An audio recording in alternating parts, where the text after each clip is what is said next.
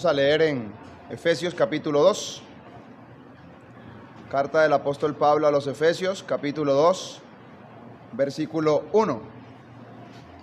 Tengo por delante hablar de uno de los temas más incómodos que cualquier persona puede escuchar o quiere escuchar, pero que es un tema supremamente necesario en relación a la eternidad. Quiero hablar acerca de la muerte. Efesios capítulo 2, versículo 1, el apóstol Pablo, hablándole a unos que ya eran salvos, ya eran creyentes en Cristo Jesús, les va a decir en el capítulo 2, versículo 1, y Él os dio vida a vosotros cuando estabais muertos en vuestros delitos y pecados. Pero ahora esta no es una muerte consciente. Esta es una muerte inconsciente, porque versículo 2 dice, en los cuales anduvisteis en otro tiempo, siguiendo la corriente de este mundo. Ahora bien, versículo 4, pero Dios, que es rico en misericordia, por su gran amor con que nos amó, aun estando nosotros muertos en pecado, nos dio vida juntamente con Cristo, por gracia sois salvos. Ahora, esta primera muerte, una muerte inconsciente, la persona no sabe que está muerta, piensa que está viva y con todo su vigor, pero espiritualmente, a los ojos de Dios, se encuentra muerta. Ahora vamos a una muerte consciente. Vamos a la carta a los Hebreos. Carta a los Hebreos, capítulo 9, versículo 27. Esta muerte sí es consciente. La persona sabe que ha llegado el momento en donde su alma se separa de su cuerpo. Y dice capítulo 9, versículo 27, y de la manera que está establecido para los hombres que mueran una sola vez, y después de esto el juicio, así también Cristo fue ofrecido una sola vez para llevar los pecados de muchos. Ahora, hay una primera muerte consciente, que es el momento de la muerte física. Pero hay una segunda muerte consciente, y quiero leerla en Apocalipsis, al final de la Biblia. Apocalipsis, capítulo 20.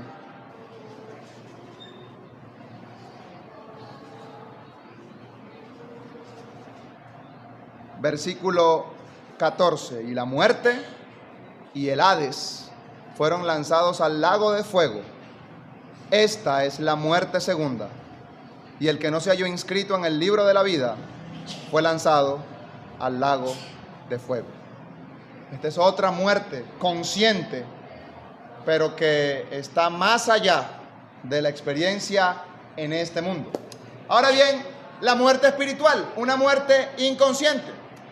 Pero antes de empezar tenemos que tener en cuenta qué define la Biblia como muerte. Y cuando vamos al libro de Génesis, hay una mujer que está en trabajo de parto. Ahí está Raquel, intentando dar a luz a su segundo bebé, Benjamín.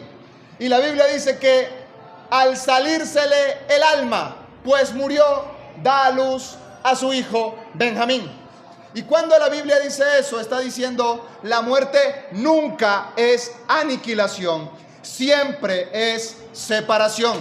Se le sale el alma a Raquel, el alma queda en un lugar, el cuerpo queda en otro lugar. La Biblia llama eso muerte. Separación del alma y el cuerpo es la muerte física. En ese mismo contexto de Génesis, la Biblia habla de que a una mujer también se le había salido el espíritu, dando a entender que hay una separación. Ahora, cuando la Biblia habla y Él os dio vida a vosotros cuando estabais muertos en delitos y pecados, está hablando que nosotros estamos separados de Dios en nuestra forma de vivir. En nuestra manera de vivir, Dios tiene un camino para el hombre y el hombre ha decidido ir por una vía completamente diferente. Dios quiere que el hombre se acerque a Él y el hombre está completamente alejado de la voluntad de Dios. A esa condición, Efesios capítulo 2 la llama muerte. Les dio vida a ustedes, Efesios, cuando ustedes estaban muertos en sus delitos y pecados. Y los delitos son claramente visibles en la sociedad. Y señalamos a aquel que es ladrón, a aquel que es estafador, a aquel que se ha aprovechado de alguna persona. Pero cuando hablamos de pecados, son esas cosas que quizás nosotros damos por sentado, pero que delante de Dios siguen transgrediendo su ley. Cuántos malos pensamientos y cuántas malas intenciones han germinado en nuestros corazones. A eso Dios también lo llama pecado. Y cuando vemos la palabra de Dios, nos encontramos con un espejo que nos muestra: yo soy pecador. Porque el Evangelio comienza con una mala noticia, y es reconocer que yo he fallado delante de Dios, que yo he hecho maldad ante su santa presencia, y que yo no merezco estar cerca de Él, porque a causa de mi pecado he sido separado de la presencia de Dios. Pero Dios, que es rico en misericordia, por ese amor con que nos ha amado, nos ha dado vida juntamente con Cristo, y por gracia somos salvos. Dios hace todo lo posible para romper esa barrera de separación y unir al hombre con Dios. Por eso la salvación que Dios ofrece, la Biblia la llama la vida, y vida en abundancia, la vida eterna. Porque si muerte es separación, la vida en términos bíblicos tiene que ver con la unión, con la cercanía que puede tener el ser humano delante de Dios. Y el Señor Jesucristo, hablando acerca de la vida eterna, dijo: esta es la vida eterna, que te conozcan a ti, el único Dios verdadero, y a Jesucristo, a quien has enviado. De modo que la vida eterna no se mide en términos de extensión. Si bien es cierto, dura para siempre, eso no es lo más importante. Lo más importante de la vida eterna es que vamos a estar en comunión con el Señor Jesucristo. Días recientes visitaba un lugar que para mí era muy importante y llegué con mucha alegría. Voy a ir a este sitio. Y cuando llegué, me di cuenta que es que las personas a quienes yo quería en ese lugar ya no están. Y no es que se han muerto, no, es que se han ido a otros lugares. Y ese lugar, a pesar de que sigue estando igual de bonito, agradable, ya carece de significado y de importancia, porque quienes eran importantes para mí en ese sitio ya no están. Lo importante de la vida es saber con quién vivirla. Y Dios establece que quiere salvación para todo aquel que en Él cree, para que esté cercano a Él. Entonces, la primera muerte es una muerte inconsciente. El hombre está muerto en sus pecados, necesita ser vivificado por la palabra de Dios, por el Señor Jesucristo, para llegar a tener vida y conocer a Dios, conocer a Cristo como Salvador. Pero ahora vamos a una muerte consciente. Llega el punto que está establecido para los hombres que mueran una sola vez. Y dice la Biblia, después de esto, el juicio. Si hay algo de lo que nos hemos acostumbrado, es a la muerte. Venimos años atrás de un proceso de pandemia, y cuánto valoramos respirar con tranquilidad, porque la pandemia se llevó a muchas personas que, aunque querían respirar, no podían hacerlo por su propia voluntad. Y la muerte física llega inicialmente a causa del pecado. La paga del pecado es muerte. Y evidentemente, en cuanto al pecado que ha llenado este mundo, todos mueren por cuanto todos pecaron y están destituidos de la gloria de Dios. Pero esa muerte física en sí mismo lo que representa es: hay pecado en este mundo, hay pecado en esta tierra, y esa separación dolorosa del cuerpo y el alma es un predicador silencioso que de alguna manera nos llama a reflexión. Por eso Salomón, cuando habla en Eclesiastés, está hablando que es mejor ir a la casa del luto que a la casa del banquete, porque en la casa del luto uno reflexiona no solamente de la vida de esa persona que ya no está con nosotros, sino que uno reflexiona de las implicaciones que tiene la muerte en nuestra existencia. Si llega la muerte a mi vida, ¿estoy preparado para esa separación? ¿A dónde va mi alma? Ayer en la clase bíblica el versículo era: vienen a pedirte tu alma. ¿Y lo que has provisto, de quién será? Y yo le preguntaba a uno de los niños, ¿quién viene a pedir el alma? Porque es el Señor Jesús quien dice que alguien viene a pedir el alma de la persona que está en este mundo. Y Lucas 16 nos abre la puerta de la eternidad y nos dice, Lázaro fue llevado por los ángeles al seno de Abraham. Pero en cuanto al rico, murió el rico y fue sepultado. Parece que no es tan grata esa muerte lejos de Dios. Y luego dice que en el Hades alzó sus ojos, estando en tormentos, plenamente consciente. Sus capacidades sensitivas no se habían ido. El cuerpo en el cementerio, el alma en la eternidad, completamente consciente de las sensaciones. Pero todas las capacidades cognitivas no se han ido.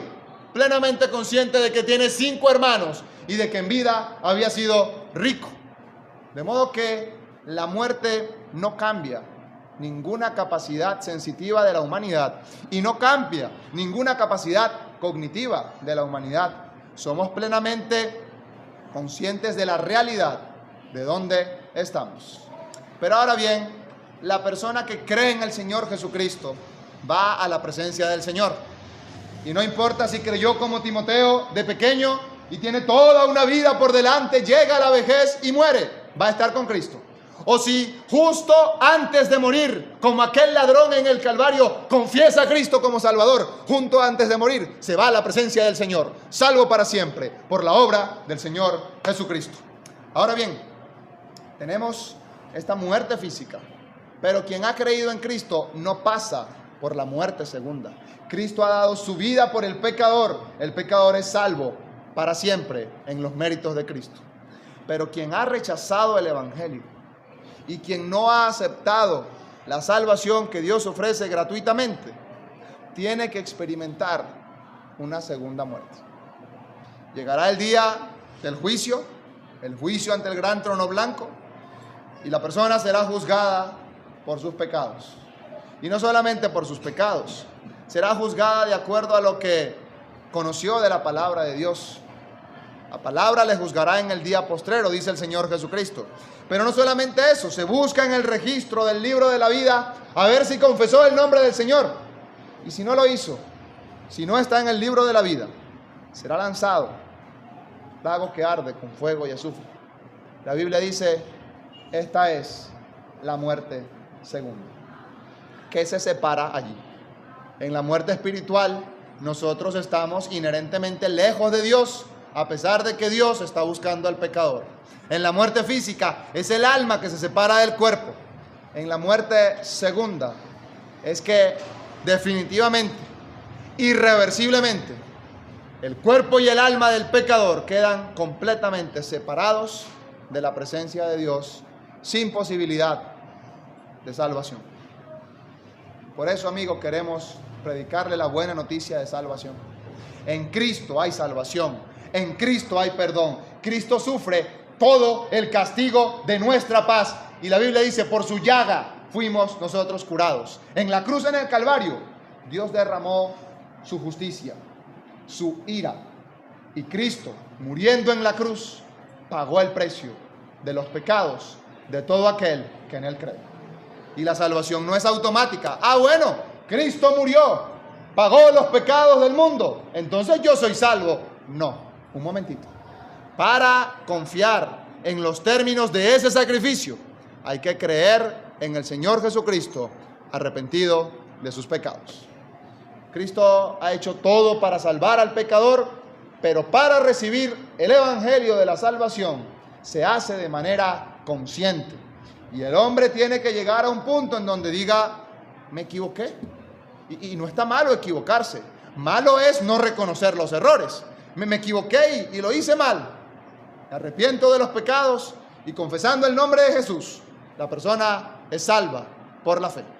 Ahora bien, ¿cuándo se puede hacer esto? La Biblia establece que hoy es el tiempo aceptable y que hoy es el día de la salvación. Usted que todavía no ha creído en el Señor Jesucristo, tiene sobre su cabeza una muerte. La muerte que hemos leído en Efesios capítulo 2. Él os dio vida a vosotros cuando estabais muertos en vuestros delitos y pecados. Para salir de esa condición de separación de Dios, usted tiene que buscar al Señor Jesucristo, ser salvo y recibir por los méritos de Él la vida eterna y el perdón de esos pecados. El Señor le ayude a alcanzar salvación. Amén.